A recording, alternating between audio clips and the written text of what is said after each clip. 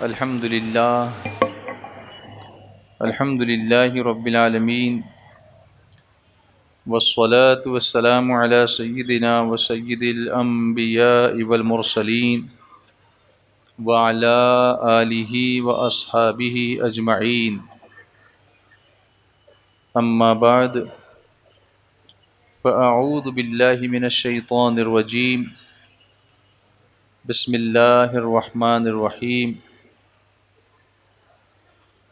کتاب انزلناہ الیک مبارک لیدبروا آیاتہ ولیتذکر اولو الالباب، صدق اللہ العظیم۔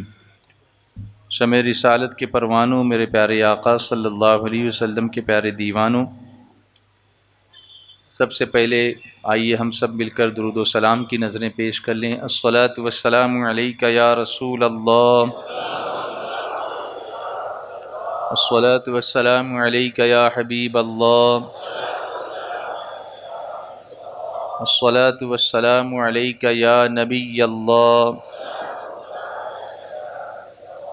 وعلی آلک واصحابک یا نور اللہ۔ اللہم صلی علی سیدنا و مولانا محمد فی اول کلامنا، اللہم صلی علی سیدنا و مولانا محمد فی اوسط کلامنا، اللہم صلی علی سیدنا و مولانا محمد فی آخر کلامنا۔ میرے پیارے آقا صلی اللہ علیہ وسلم کے پیارے دیوانوں، حبلی کی سرزمین پر ایک مشہور و معروف ولی کامل حضرت سیدنا فتح شاہ ولی رحمۃ اللہ تعالی کے آستانے سے متصل یہ عالیشان مسجد فتح، سبحان اللہ۔ مجھے یاد آیا مدینہ منورہ، سبحان اللہ۔ وہاں بھی سبا مساجد کا جو جنگ خندق کا جو مقام ہے، یا جس کو غزوہ احزاب بھی کہتے ہیں، وہاں 7 مسجدیں تھیں۔ اب اس میں سے کچھ ریسٹرکچر ہو گیا ہے تھوڑا سا، لیکن پھر بھی وہ مسجد جہاں رسول کریم صلی اللہ علیہ وسلم کا خیمہ مبارک تھا، وہ ایک ٹیلے پر موجود ہے، جہاں حضور صلی اللہ علیہ وسلم نے فتح کی دعا فرمائی تھی، اور اللہ کے رسول صلی اللہ علیہ وسلم کی دعا قبول ہوئی اور اللہ نے مسلمانوں کو فتح و نصرت عطا فرمائی۔ تو آج بھی اسی مناسبت سے اس مسجد کا نام مسجد فتح ہی ہے۔ ابھی پھر وہاں کچھ ریکنسٹرکشن کا کام چل رہا ہے، تاریخی مقامات کو پھر سے رولنگ بیک دا کلاک کے حساب سے ریکنسٹرکٹ کیا جا رہا ہے۔ تو ہم تو نسبتوں والے ہیں، جب ہم مسجد میں آتے ہیں تو ہی رحمت کے دروازے کھولنے کی دعائیں کر کے آتے ہیں، اللہم افتح لی ابواب رحمتک۔ تو وہیں سے یہ فتح ہونے لگتا ہے، پورا ساری رحمتیں کھلنے لگتی ہیں، ہمارے سامنے دروازے کھلنے لگتے ہیں۔ تو اس نسبت سے میں نے اس کا ذکر کیا، اور مجھے امید ہے کہ جب آپ مسجد میں داخل ہوئے ہیں تو پھر سنت اعتکاف کی نیت کر کے ہی آپ آئے ہیں، کیونکہ یہ بھی ایک سنت ہے کہ جیسے ہی ہم مسجد میں داخل ہوں تو سنت اعتکاف کی نیت کر لیں۔ تو اس سے یہ ہوگا کہ جب تک ہم مسجد میں رہیں گے اس وقت تک ہمارے نامہ اعمال میں نیکیاں لکھی جاتی رہیں گی، اور پھر یہ بھی ہوگا کہ کبھی کسی نے کوئی تبرک تقسیم کر دیا یا کوئی پانی آپ کو پلا دیا، تو مسجد میں چونکہ یوں ہی کھانا پینا نہیں چاہیے، لیکن آپ آتے وقت ہی سنت اعتکاف کی نیت کر کے آئے ہیں، اور اس کے بعد پھر کچھ تقسیم ہوا اور آپ نے کھا لیا، تو پھر آپ گناہگار نہیں ہوں گے۔ ہاں کبھی کبھی ایسا ہوتا ہے کہ کچھ نیاز تقسیم ہونے لگتی ہے تو لوگ کہتے ہیں کہ بھائی اعتکاف کی نیت کر لو، تو یہ تو ادر وے راؤنڈ ہو گیا کہ آپ نے کھانے کے لیے نیت کر لی ہے۔ ایسا نہیں چاہیے، بلکہ عادت ہی ایسی چاہیے کہ جب مسجد میں داخل ہوں تو اعتکاف کی نیت کر کے ہی داخل ہوا کریں، تاکہ سنت پر عمل بھی ہو جائے اور اس کی برکتوں سے یہ ساری چیزیں ہمارے لیے جائز ہو جائیں۔ تو کیا اس پر عمل کریں گے انشاءاللہ کہ جب بھی مسجد میں آئیں تو اعتکاف کی نیت، یعنی آج اس مسجد میں آئیں تو ہی کرنا ہے ایسا نہیں ہے، اپنے علاقے میں جہاں بھی جس بھی مسجد میں جائیں تو اعتکاف کی نیت کر کے جائیں، اور اس کے لیے کوئی بہت بڑی پریپریشن کی ضرورت بھی نہیں ہے۔ لوگ سوچتے ہیں کہ مجھے تو نیت یاد نہیں ہے تو میں نیت کروں کیسے؟ تو میاں نیت یاد کرنے کی تھوڑی ہوتی ہے، نیت تو دل میں ارادہ کرنے کا نام ہے۔ آپ نے دل میں ارادہ کر لیا کہ میں نے سنت اعتکاف کی نیت کر لی، تو آپ کی نیت ویسے ہی ہو گئی۔ زبان سے کہہ لیا تو اچھا، عربی میں کہہ لیا تو اور اچھا، لیکن نہیں بھی کہا تب بھی اچھا۔ تو آپ نے ارادہ کر لیا کہ میں نے سنت اعتکاف کی نیت میں نے کر لی ہے، تو آپ مسجد میں آ گئے۔ اب جب تک مسجد میں رہیں گے تو فرشتے ہمارے نام اعمال میں ثواب لکھتے رہیں گے انشاءاللہ۔ پھر اگر کسی وجہ سے آپ کا باہر جانا ہوا تو آنے سے پہلے پھر کر لیں۔ یہ نیت اس وقت تک قائم رہے گی جب تک کہ آپ مسجد کے اندر ہیں۔ جیسے ہی آپ باہر نکلے تو پھر آپ کو دوبارہ واپس آتے وقت دوبارہ نیت کرنی ہوگی۔ ایک چھوٹی سی بات میں نے آپ کے سامنے رکھی، یہ سنی دعوت اسلامی کا 24واں سالانہ اجتماع، ایم آئی رائٹ؟ صحیح ہے، ایم آئی رائٹ؟ 24واں سالانہ اجتماع ہے، اور الحمدللہ اللہ کا شکر ہے کہ لاک ڈاؤن کے کھلنے کے بعد اللہ نے ہمیں یہ موقع عنایت فرمایا کہ ہم یہاں آپ لوگوں کے سامنے آ کر کے یہ کہنے کے قابل ہو گئے کہ کروں ذکر تیرا میں شام و سحر، کروں ذکر تیرا میں شام و سحر، کہ رحمت کی مجھ پہ تو کر دے نظر، تیرے ذکر میں میرے دل کا قرار، کہ میں تیرا بندہ تو پروردگار، تیرے ذکر میں میرے دل کا قرار، کہ میں تیرا بندہ تو پروردگار، تیرے ذکر سے شور برپا کروں۔ ابھی آواز آئے گی تو شور ہوگا نا، وہ تو یہ اصل میں شور نہیں ہے، یہ سبحان اللہ کی طاقت کا زور ہے۔ سبحان اللہ، تیرے ذکر سے شور برپا کروں، تیرے ذکر سے تجھ کو راضی کروں، کروں ذکر تیرا میں شام و سحر، کہ رحمت کی مجھ پہ تو کر دے نظر۔ عشاء کی نماز تک جو وقت میرے پاس ہے، جتنا بھی میں کوشش کروں گا کہ کچھ راتیں بھی مدینے کی، باتیں بھی مدینے کی آپ کے سامنے پیش کرنے کی سعادت حاصل کروں، اور مجھے یقین ہے کہ آپ مکمل انوالومنٹ کے ساتھ عمل کرنے کی کوشش کریں گے، پڑھنے کی کوشش کریں گے، ساتھ دینے کی کوشش کریں گے۔ اللہ تبارک و تعالی قرآن پاک میں فرماتا ہے، کتاب انزلناہ الیک مبارک، یہ ایک کتاب ہے کہ ہم نے تمہاری طرف اتاری برکت والی۔ وہ کون سی کتاب ہے؟ قرآن کریم۔ کس لیے اتاری؟ لیدبروا آیاتہ، تاکہ اس کی آیتوں کو سوچیں،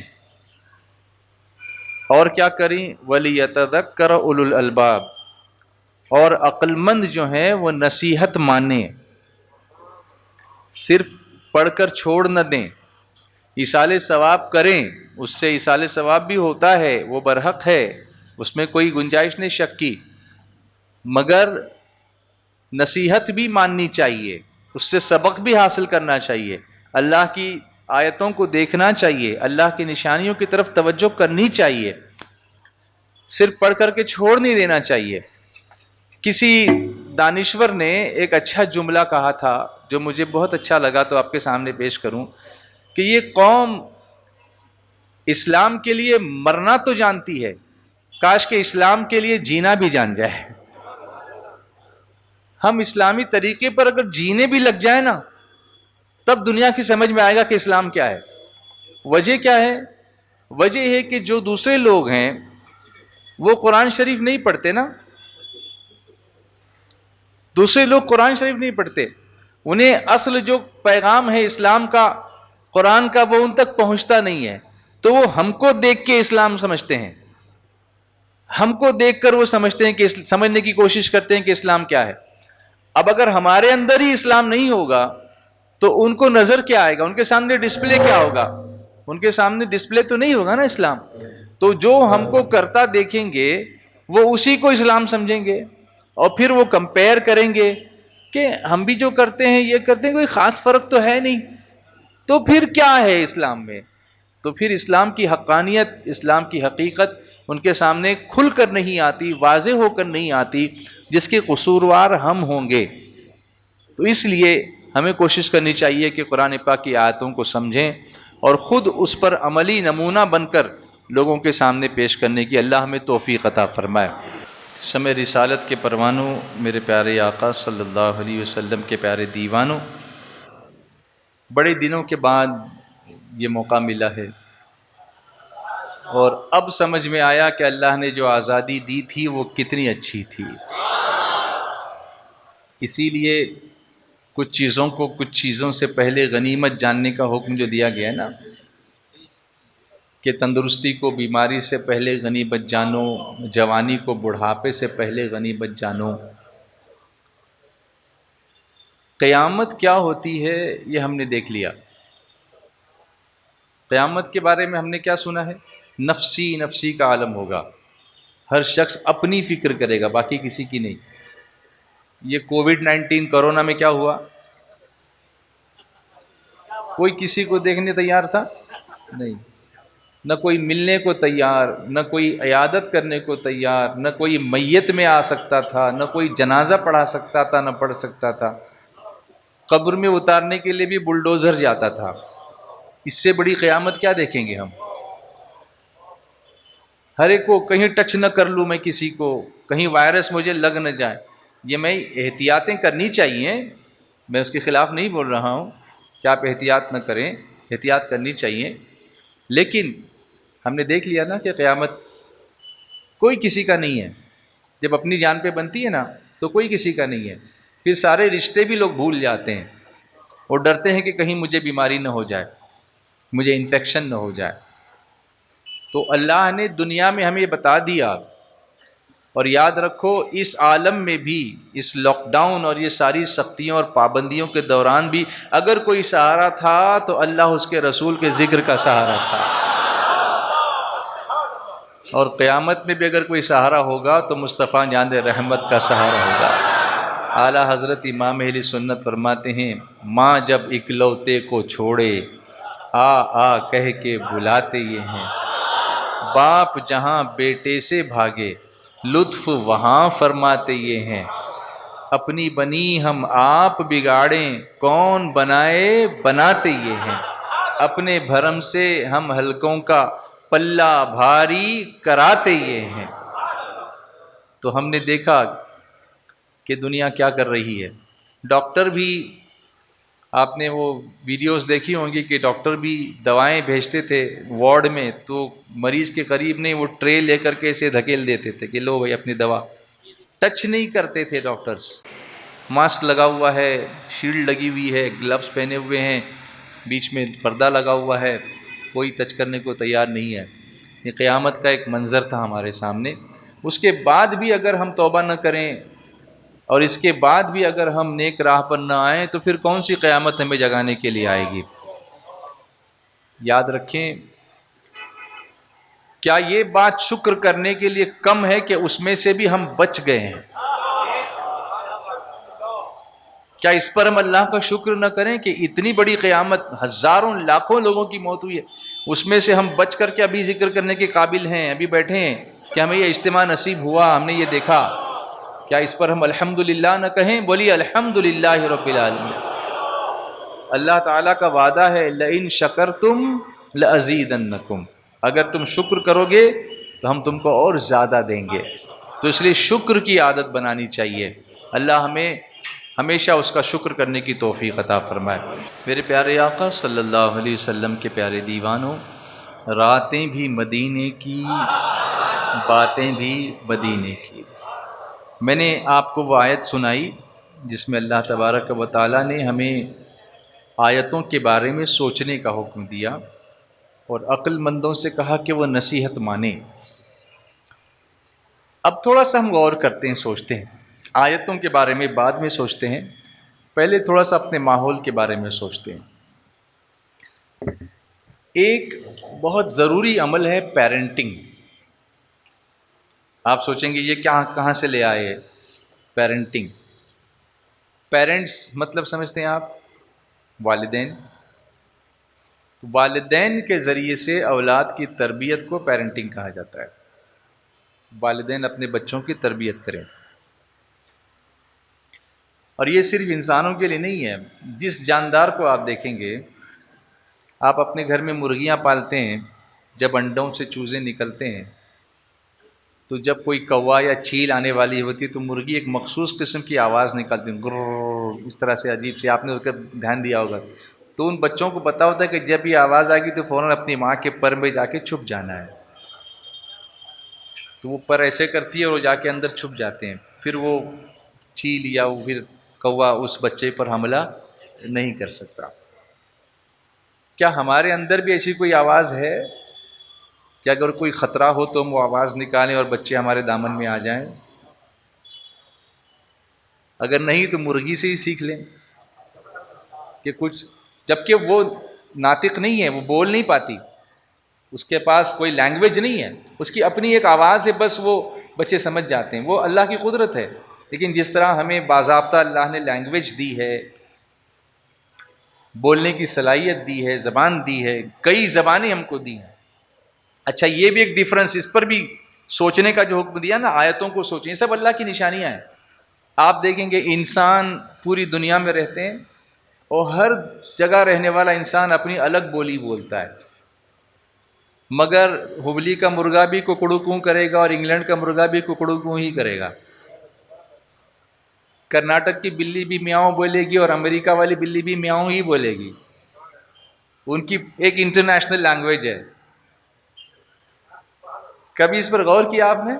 یہاں کی گائے بھی ہم یہی کرے گی اور وہاں کی گائے بھی ہم ہی بولے گی، ان کی کوئی اپنی الگ لینگویج نہیں ہوتی، ہماری زبان الگ ہوتی ہے، اس کے باوجود بھی ہم کمیونیکیٹ نہیں کر پاتے، اس کے باوجود بھی ہم بول نہیں پاتے اپنے بچوں کو کہ یہ رائٹ ہے، یہ رانگ ہے۔ کیا ہم کو یہ تربیت نہیں کرنی چاہیے؟ اس کو کہتے ہیں پیرنٹنگ۔ کبھی آپ نے غور کیا کہ جنگل میں جب کوئی خطرناک جانور جیسے شیر ہے، چیتا ہے، یہ کسی ہرن پر یا اس کے بچے پر حملہ کرنے والا ہوتا ہے تو انہوں نے اپنے بچوں کی ایسی تربیت کی ہوتی ہے کہ بچے کو کہیں چھپا کے وہ کہیں دوڑے گی ماں،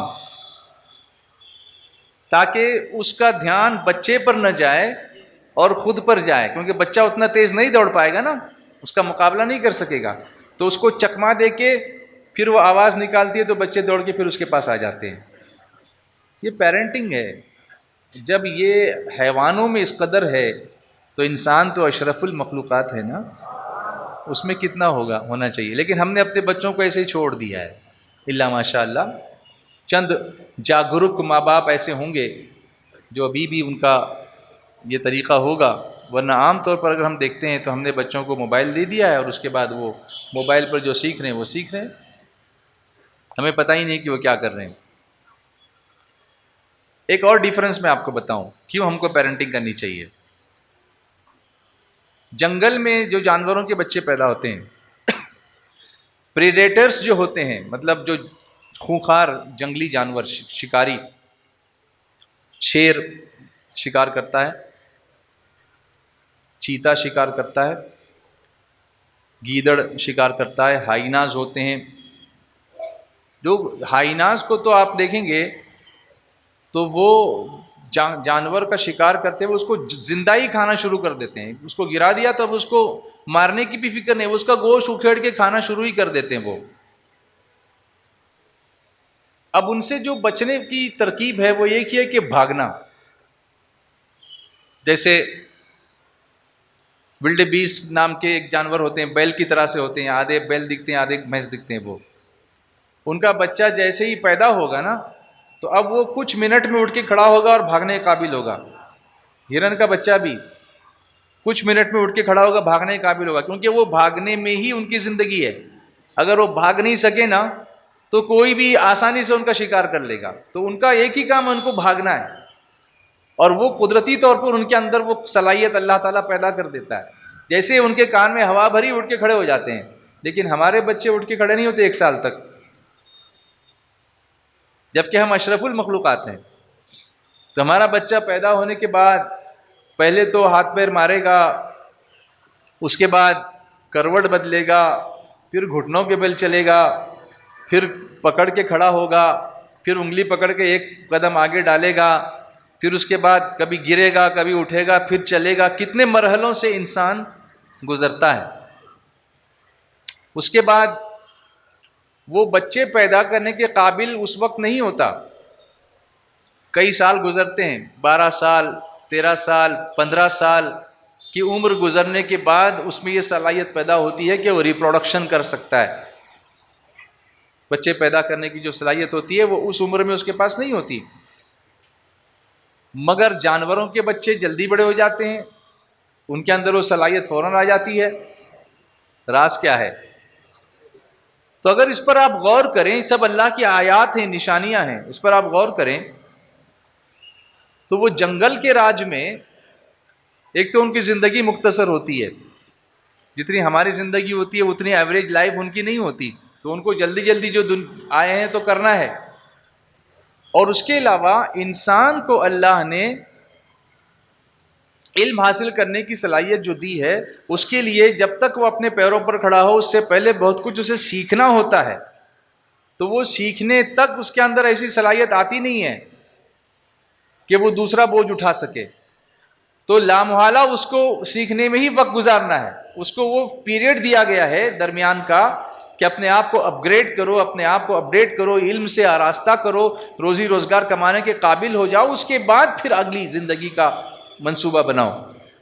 یہ سب قدرت کی طرف سے ایک الحمدللہ اگر ہم غور کریں، نظر ڈالیں تو ہم کو دیکھنے کو ملتا ہے کہ یہ ایک پلان ہے پورا، جس کے تحت پورا نظام چل رہا ہے. یہ پورا نظام ہے.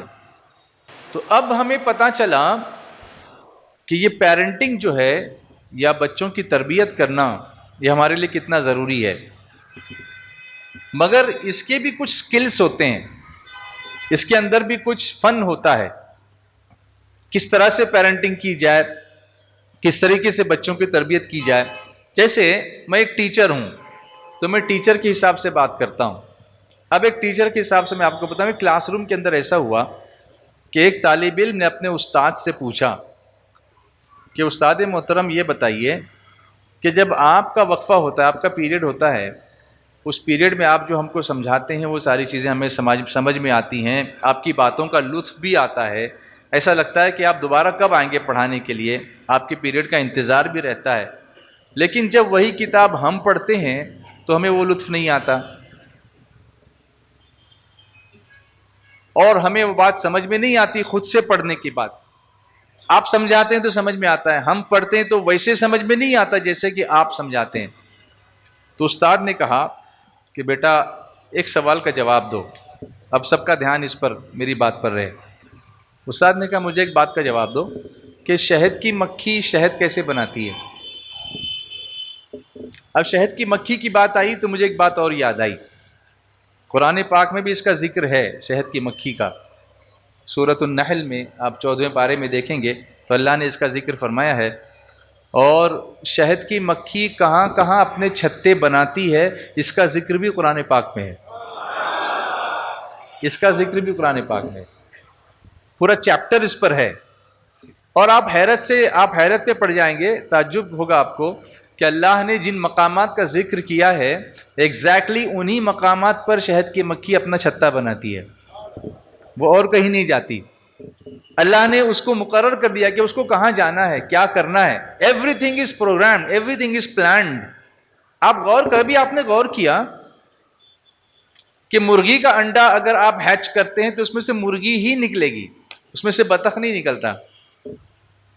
اور بطخ کے انڈے میں سے مرغا نہیں نکلتا، اس میں سے بطخ ہی نکلے گا۔ آپ گلاب کا پودا لگائیں گے اس پر موگرا نہیں آئے گا، اور موگرے کی ٹہنی لگائیں گے تو اس پر کمل نہیں کھلے گا۔ آپ نے کبھی غور کیا یہ سب کیسے ہوتا ہے؟ یہ سب اللہ کی نشانیاں ہیں، اس نے ساری چیزیں سیٹ کر دی ہیں۔ ادھر سے ادھر ایک چیز، ہم لوگ ادھر ادھر ہو جاتے ہیں، ہم کو کیا کہا ہے، کیا کرنے کے لیے کہا، ہم کرتے کیا ہیں، باقی کوئی چیز ادھر ادھر نہیں ہوتی۔ اب کائنات کے ہر چیز کو دیکھے، سب مسلم ہیں، سب مسلم ہیں، سب نے تسلیم کر لیا کہ جو تو نے کہا وہی کریں گے، ہم ذرا بھی ادھر سے ادھر نہیں ہوں گے۔ جیسے سورج بابا کو دیکھ لیجئے، سورج نکلتا ہے ایک سیٹ ٹائمنگ پر۔ جیسے آج بمبئی کے ٹائم کے حساب سے بتاؤں کہ سورج کا صبح طلوع ہونے کا وقت تھا 7:11 صبح۔ آج کون سا مہینہ چل رہا ہے جی؟ فیبروری 2021 میں صبح سورج طلوع ہوا 7:11 پر۔ اب 2020 میں جائیے، فیبروری 21 وہی ملے گا ٹائم۔ آپ 22 میں جائیے وہی ملے گا۔ اب سن سیٹ کا ٹائم دیکھیے، غروب کا ٹائم دیکھیے، جو شمسی کیلنڈر ہے اس کے حساب سے بتا رہا ہوں، آپ کو وہی ٹائم ملے گا، ایک سیکنڈ ادھر کا ادھر نہیں ہوتا۔ یہ کس نے سیٹ کیا ہے؟ اسے پتا ہے کہ کس دن مجھے کب نکلنا ہے۔ لَلشَّمْسُ يَنبَغِي لَهَا أَن تُدْرِكَ الْقَمَرَ وَلَا اللَّيْلُ سَابِقُ النَّهَارِ وَكُلٌّ فِي فَلَكٍ يَسْبَحُونَ۔ اچھا، شہد کی مکھی کی بات میں آپ کو بتاؤں، یہ سب سامنے آپ کے نظر آتا ہے نا، لیکن کبھی اس نگاہ سے آپ نے دیکھا؟ اللہ فرماتا ہے اس میں غور کرو، اس میں نشانیاں ہیں میری، اور اس سے سبق حاصل کرو اور اپنے آپ میں چینجز پیدا کرو۔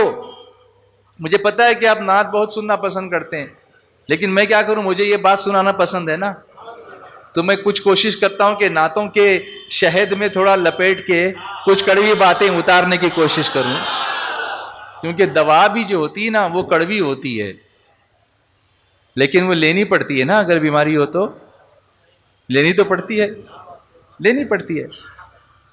عرض یہ کر رہا تھا، شہد کی مکھی کی ایک خصوصیت ہے، دنیا کی کوئی مکھی میرے آقا کی بارگاہ میں حاضر نہیں ہو سکتی تھی، کبھی بدن پہ بیٹھی ہی نہیں۔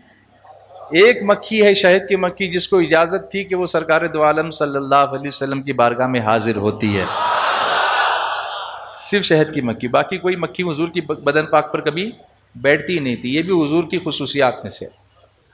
وجہ کیا ہے؟ باقی مکھیاں گندگی پر بیٹھتی ہیں اور شہد کی مکھی کبھی گندگی پر نہیں جاتی، وہ پھولوں کا رس چوس کر شہد بنانے کا کام کرتی ہے۔ اور قرآن کہتا ہے، اللہ تعالیٰ فرماتا ہے فیہ شفاء للناس، اس میں لوگوں کے لیے شفا رکھی ہے۔ تو جہاں شفا ہے، جہاں سے شفا ملتی ہے، جہاں سے لوگوں کو فائدہ پہنچتا ہے، اسے اجازت ہے کہ مصطفیٰ کی بارگاہ میں حاضر ہوا کرے، گندگی والوں کو اجازت نہیں ہے۔ رسول پاک ہے نا وہ صلی اللہ علیہ وسلم۔ تو استاد نے پوچھا کہ بیٹا شہد کی مکھی شہد کیسے بناتی ہے؟ ایک مرتبہ ایسا ہوا بھی تھا، رسول کریم صلی اللہ علیہ وسلم نے شہد کی مکھی سے پوچھا کہ تم شہد کیسے بناتی ہو؟ تو اس نے عرض کیا کہ یا رسول اللہ صلی اللہ تعالیٰ علیہ وسلم، ہم چمن میں جا کر پھولوں کا رس چوس کر لاتی ہیں اور چھتے میں لا کر کے اس کو اپنے ڈال دیتی ہیں، اور اس کے بعد وہ میٹھا شہد بن جاتا ہے۔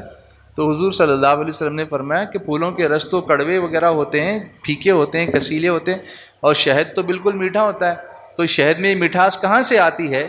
تو انہوں نے عرض کیا کہ حضور جب ہم شہد رس چوس کر نکلتی ہیں پھولوں کا تو راستے بھر آپ پر درود پڑتی ہوئی جاتی ہیں، اور اس کی برکت سے اللہ تعالیٰ اس کڑوے رس کو میٹھے شہد میں تبدیل کر دیتا ہے، بلکہ شفا میں تبدیل کر دیتا ہے۔ سبحان اللہ۔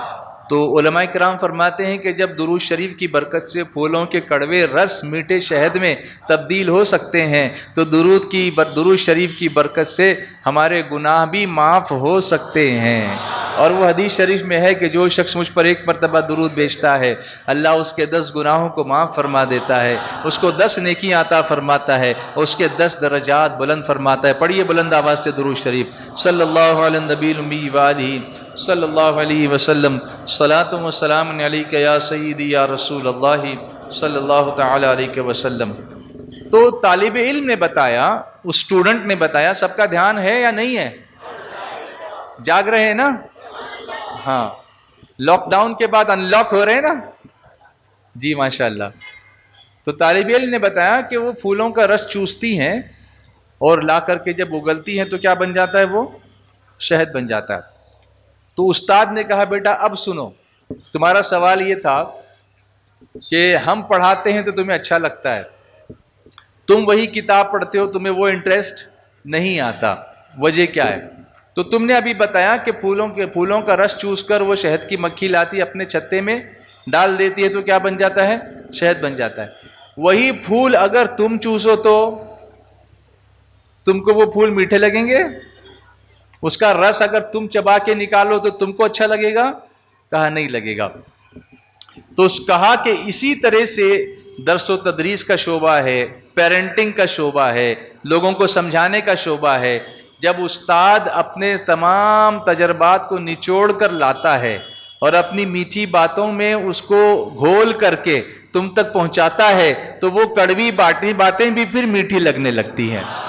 اور ڈائریکٹ کوئی جاتا ہے تو وہ اس کے اندر وہ مٹھاس نہیں لا پاتا.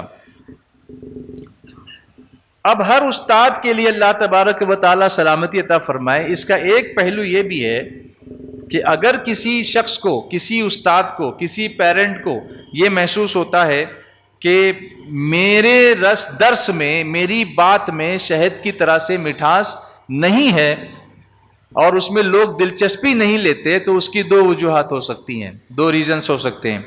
پہلی وجہ یہ ہے کہ اس شخص نے پھول کا دورہ نہیں کیا، کوئی ایک پھول لا کے دے دیا. شہد کی مکھی صرف ایک پھول پہ نہیں جاتی بلکہ وہ مختلف پھولوں کو جا کر کے وزٹ کر کے آتی ہے، الگ الگ پھولوں کا رس لے کر کے آتی ہے، پھر درود شریف پڑھتی ہوئی آتی ہے، پھر اس کو اپنے چھتے کے اندر آ کر کے اگل دیتی ہے. تو ہم صرف کوئی ایک ہی چیز لے کے بیٹھ جائیں گے تو اس میں وہ انٹرسٹ نہیں آئے گا. اسی لیے جب علماء گفتگو کرتے ہیں تو اس میں جو مزہ آتا ہے اس کی وجہ یہ ہے کہ صرف ایک کتاب نہیں پڑھتے، کئی کتابوں کا وہ عرق ہوتا ہے، وہ نچوڑ ہوتا ہے جس میں وہ محبت رسول کی مٹھاس گھول کر ہم کو سکھانے کی کوشش کرتے ہیں. تو پھر وہ بات ہمیں میٹھی لگتی ہے اور اچھی لگتی ہے. تو ہمارا کام جو ہے وہ شہد کی مکھی کی طرح سے ہے، الگ الگ پھولوں کا رس چوسنا، الگ الگ باغوں کی سیر کرنا، وہاں سے اخذ کرنا، پھر اس میں مٹھاس کو ملانا، پھر آپ تک پہنچانا. اور یہی کام اگر گھر میں پیرنٹس کرتے ہیں تو پھر پیرنٹس کی بات نہ سنیں بچے، اس کی کوئی وجہ نہیں ہو سکتی ہے. تو آج ہمیں یہ کوشش کرنی چاہیے کہ ہم اپنے بچوں کی تربیت کریں، ان کو علماء کے ساتھ لے جا کر کے بٹھائیں، ان کو مکاتب کا رخ ان کو کرائیں، ان کو سنی دعوت اسلامی کے اجتماعات میں لا کر بٹھانے کی کوشش کریں، ان کو جوڑیں اور دین کی سمجھ ان کو پیدا کرنے کی کوشش کریں. اللہ تعالیٰ اس کی ہمیں توفیق عطا فرمائے.